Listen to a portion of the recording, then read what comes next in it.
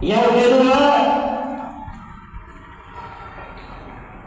qalban syakiran, hati yang selalu bersyukur kepada Allah Subhanahu wa ta'ala atas segala curahan nikmat yang telah Allah berikan kepada kita, kecil besar, sedikit banyak, wajib kita bersyukur kepada Allah Subhanahu wa ta'ala. Syukur yang paling ringan mengucapkan alhamdulillah. Cukupkah di situ saja? Tidak. Jadi harus seperti apa? Dibarengi dengan beribadah dengan nikmat itu kepada Allah Subhanahu wa ta'ala. Bukan syukur hanya ketika mendapat nikmat yang besar saja.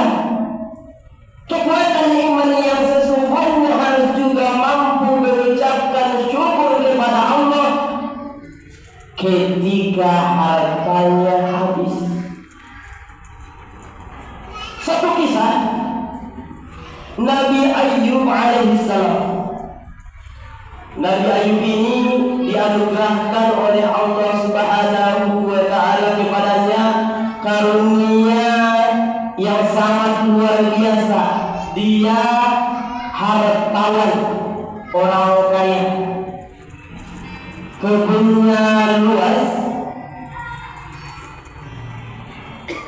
tanahnya lebar, binatang ternaknya banyak, juga ibadahnya kepada Allah Subhanahu wa ta'ala sangat rajin sekali.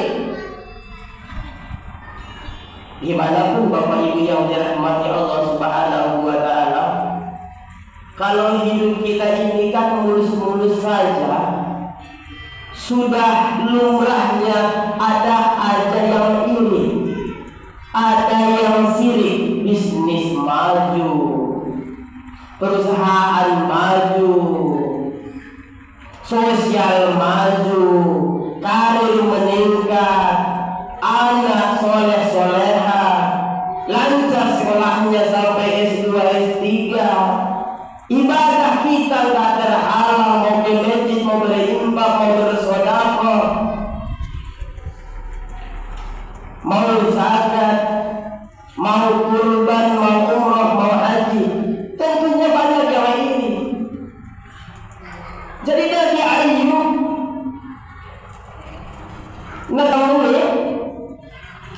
saking kayanya dia, dermawannya dia, banyak hartanya, taat ibadahnya, hidupnya mulus. Yang ini siapa? Yang sirik siapa? Iblis, laknatullah alaih. Iblis berusaha ingin menghancurkannya. Karena iblis itu sudah tidak kenal, iblis mencoba memprovokasinya.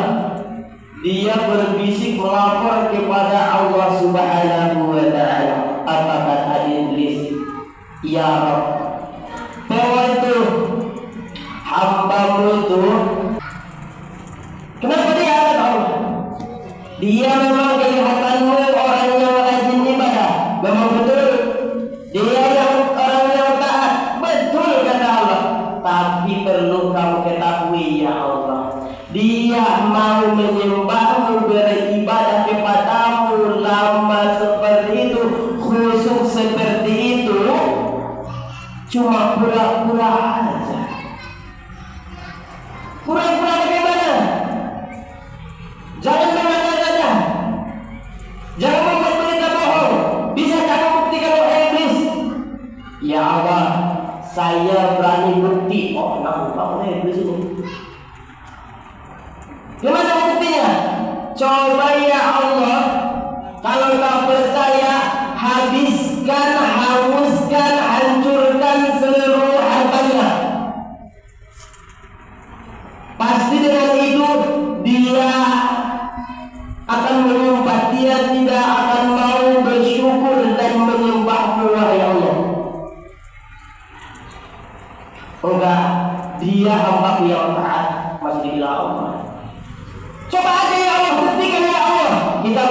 sekarang deal.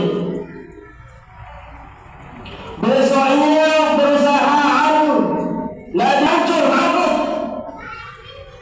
Kebunnya yang luas hancur gagal panen. Ternaknya yang banyak mati semuanya.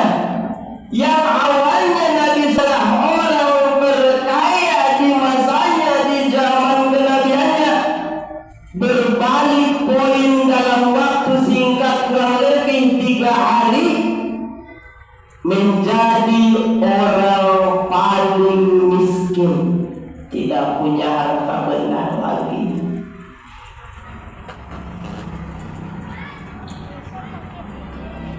Terus iblis nih setelah mendatangi Allah didatangi lagi Nabi, apakah engkau masih tetap menyembah Tuhanmu Allah?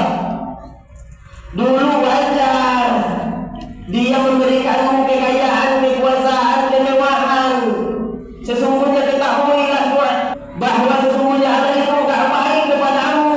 Kalau dia sayang kepadamu gak mungkin dihancurkan hartamu. Sekarang kamu tak punya apa-apa. Dulu kamu hartawan, sekarang menjadi orang yang paling miskin. Kata Nabi, aku percaya Allah itu baik kepadaku, dan aku tetap setia dan taat untuk menyembah Allah Subhanahu wa ta'ala. Tetapi hartamu sudah habis, bagaimana dengan itu? Tetaplah mengucapkan syukur kepada Allah Subhanahu wa ta'ala. Apa katanya? Alhamdulillahilladzi a'tani wa akhadha minni. Segala puji bagi Allah yang telah memberikanku harta yang banyak dan yang sudah mengambilnya juga daripadaku. Jadi tetap bersyukur karena kekuatan imannya kepada Allah Subhanahu wa ta'ala. Apa kata Allah? Iblis, betul kan yang saya bilang bahwa sesungguhnya hamba saya betul-betul adalah hamba yang soleh. Yang kalah siapa? Kalah iblis. Bapak Ibu yang dirahmati Allah Subhanahu wa ta'ala, seperti itulah kehidupan. Selalu ada bencana, selalu ada yang iri, selalu ada yang syirik, selalu ada yang provokator untuk mengadu domba. Jadi kita harus memperkuat iman kita kepada Allah Subhanahu wa ta'ala. Jangan yang jadinya atau awalnya syukur menjadi kufur. Bagaimana yang awalnya kita bersyukur kepada Allah Subhanahu wa ta'ala, tetap terus menjadi hamba Allah yang pandai bersyukur kepada Allah Subhanahu wa ta'ala sampai akhir hayat kita.